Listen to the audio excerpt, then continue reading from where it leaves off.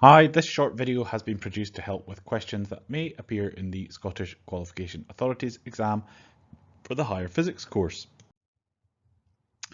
In this clip, we are looking at our dynamic universe and we are looking at the expanding universe. So here is an example question we might get. Astrophysicists managed to obtain the redshift of a massive distant star. The star was 9.8 times 10 to the 24 meters away from Earth when they took their measurement. Using Hubble's law, what redshift did they manage to calculate?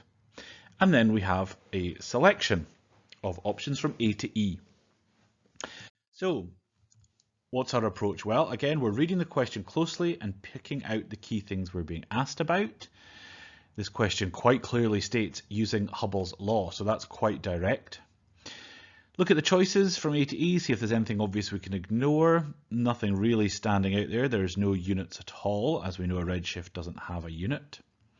Recall that this is the dynamic universe part of the course, so we can ignore the other parts. Read the question again to yourself and avoid overcomplicating it. This is quite a short question, so easier not to overcomplicate. So what's going on? Well, this question is focused on the Hubble constant, redshift, speeds and distances. So let's see what we know and what we're told. Well, we're told one thing, the distance between us and a star. And we're also told to use Hubble's law. And it's available in the sheet at the end of the question paper, so we don't have to remember it. And for Hubble's law, we've been told the distance, so we've been told d, and we know that h sub 0 is in the data sheet. So that means we can actually just directly work out v. Now v is a speed, and we're being asked for a redshift. But the formula for z, which is the redshift, is also given to us. And we can see that the redshift is just the velocity we've calculated over the speed of light, c. So really, we can go ahead and answer this question. That's quite simple. First thing we want to do is work out v, so that's Hubble's constant times the distance, and then the redshift, which is the speed over the speed of light.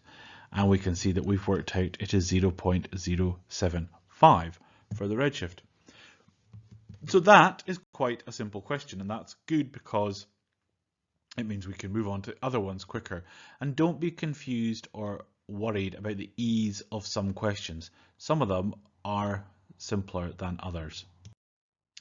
Key things to note here, don't get lost or confused by the story, focus on the variables, so we don't need to worry the astrophysicists, we just need to look at the variables on offer.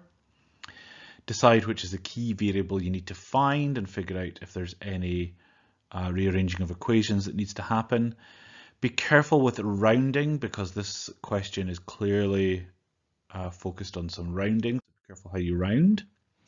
And then there are more examples here which you can have a go at, and the answers are on the Hi page at hi.page/FYSX Physics. So thanks for watching and see you again soon.